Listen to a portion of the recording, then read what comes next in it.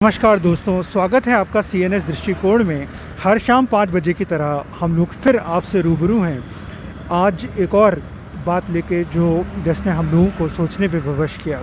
आज times of India में बहुत ही वरिष्ठ पत्रकार रीमा नागराजन जी की एक रिपोर्ट है, जो न्यूज़ रिपोर्ट है, जिसको पढ़ के हम लोगों को बहुत गहन चिंतन भी और चिंता भी हुई।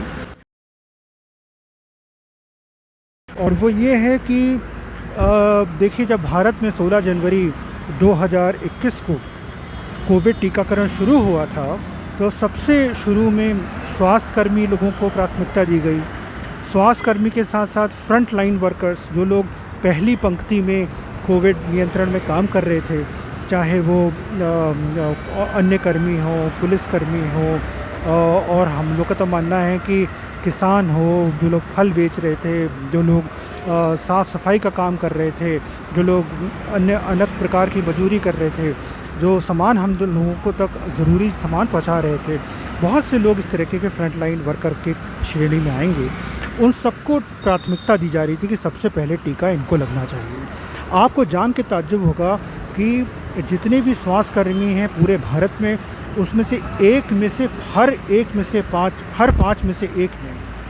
हर पाँच स्वास्थ्यकर्मी में से एक ने दूसरी डोज टीके की ली ही नहीं, तो टीकाकरण पूरा नहीं किया। हर 5 में से एक स्वास्थ्यकर्मी ने टीकाकरण पूरा नहीं किया, उसकी दूसरी खुराक नहीं ली।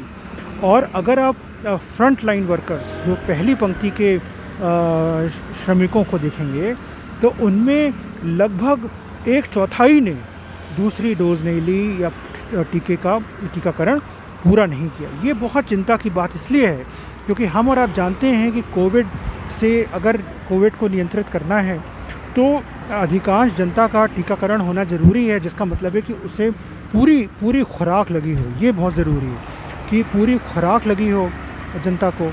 और पूरी खुराक, कुछ अधिकांश वैक्सीन की 2 खुराकें हैं। भारत में एक और वैक्सीन आने वाली है जिसका नाम है ज़ाइकोव-डी। भारत सरकार ने उसको परमिशन भी दे दी है, लेकिन अभी शायद लगनी नहीं शुरू हुई है। उसकी 3 खुराक हैं।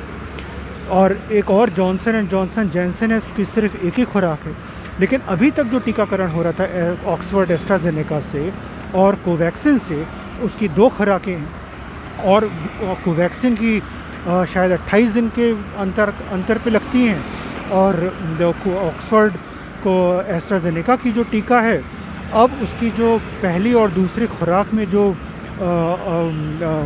समय अवधि है, वो बढ़ा के इन लोगों ने शायद मेरे ख्याल से 8 से 12 सप्ताह कर दिए, या इसी तरह कुछ 12 सप्ताह तो करीब ही, तो 3-4 महीने का समय हो गया है।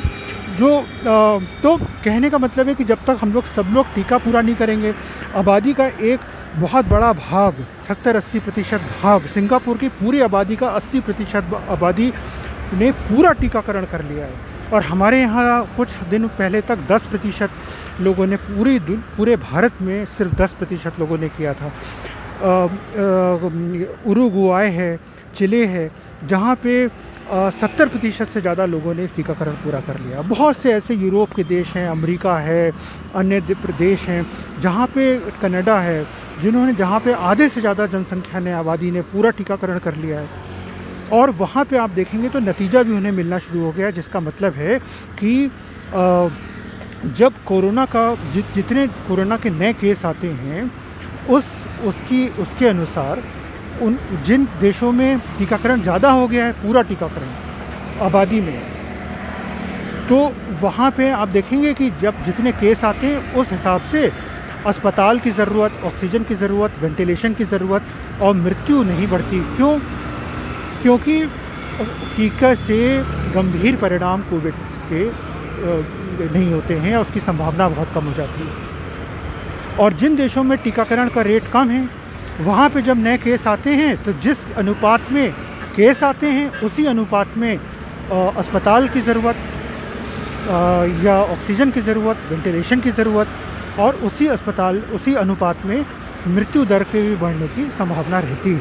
तो ये तो जाहिर सी बात है कि जितनी ज़्यादा आबादी का टीकाकरण होगा, पूरा टीकाकरण होगा, और ख़ास तौर से वो लोग जो खतरा उठा रहे हैं, जैसे कि स्वास्थ्यकर्मी या पहली पंक्ति के जो श्रमिक हैं, उनको पूरी खुराक मिलना बहुत ज़रूरी है। और जो कारण है जिसके वजह से उनका हर 5 में से 1 स्वास्थ्यकर्मी ने और 1/4 पहली पंक्ति के श्रमिकों ने अपना टीकाकरण पूरा नहीं किया है, उसके विभिन्न कारण हो सकते हैं। उन कारणों को ईमानदारी से उसको जानना चाहिए और जो उसमें जिनको अगर उन्हें दूर किया जा सकता है तो उन्हें दूर किया जाए। और वो मैं कारणों में इसलिए नहीं जा रहा हूँ क्योंकि वो स्पेकुलेशन हो जाएगा।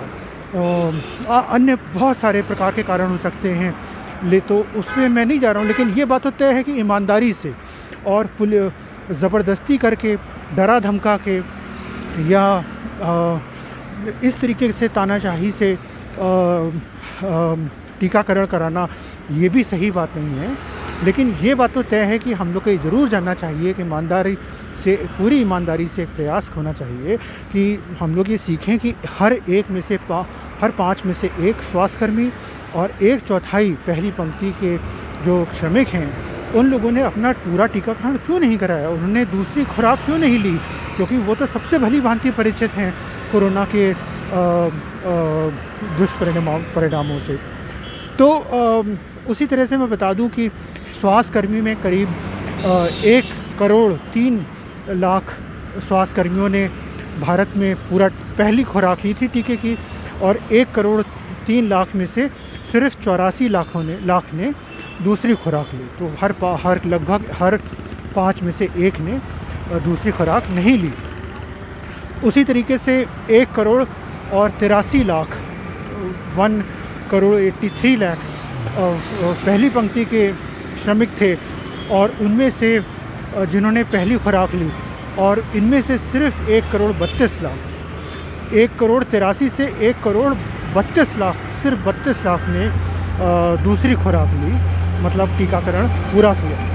और लगभग अगर आप देखेंगे तो 1/4 ने टीकाकरण पूरा नहीं किया है, और ये बहुत निहायत ही चिंता की बात है। और मुझे उम्मीद है कि जो अधिकारीगण हैं वो ज़रूर पता करेंगे कि इसका क्या कारण है।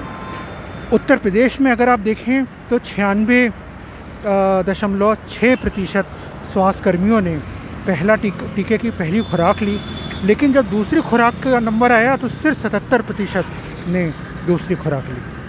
तो 96.6% से गिर के आ गया 77%। उसी तरीके से अगर आप पहली पंक्ति के श्रमिक देखें उत्तर प्रदेश में, तो जब पहली खुराक का बात आई तो 98.7% ने पहली खुराक ले ली, लेकिन जब दूसरी खुराक का टाइम आया तो सिर्फ 66% ने सेकेंड डोज ली। तो 98.7 से 66%। हिमाचल प्रदेश का नाम काफ़ी आता है कि कोविड के कितना अच्छा वहाँ पे कोविड नियंत्रण हुआ है। और तो मुझे बड़ा पढ़ के ताज्जुब हुआ कि हिमाचल प्रदेश में जहाँ मैक्सिमम कवरेज की बात आती है, वहाँ पे अगर आप पहली पंक्ति के श्रमिक देखें और भारत के अन्य कि उनको कितना टीका हुआ है और अन्य स्टेट से, राज्यों से कंपेयर करें, उनकी तुलना करें, तो पाएंगे कि हिमाचल प्रदेश में सबसे कम हुआ है। अगर आप पहली पंक्ति के श्रमिकों को देखें, सिर्फ 38% पहली पंक्ति के श्रमिक को टीका लग पाया है। तो ये बात बहुत चिंता वाली है, और मुझे उम्मीद है कि सरकार इसको, और सारे अधिकारी, जन स्वास्थ्य अधिकारी, कार्यकर्ता, सब लोग इसे संजीदगी से लेंगे कि लोग टीकाकरण, जितने लोग एलिजिबल हैं वो पूरा टीकाकरण करें, साइंस और विज्ञान के हिसाब से पूरा टीकाकरण लें। और टीकाकरण सबको मिलना चाहिए, अमीर गरीब, चाहे वो एक देश में हो या देशों के बीच में जो अमीर गरीब या अन्य प्रकार की असमानताएं हैं, इन सब को दूर करके हमें पूरी दुनिया की आबादी को, एक बड़ी तादाद में लोगों को एक निश्चित समय सीमा के भीतर उनका पूरा टीकाकरण करना है, जिस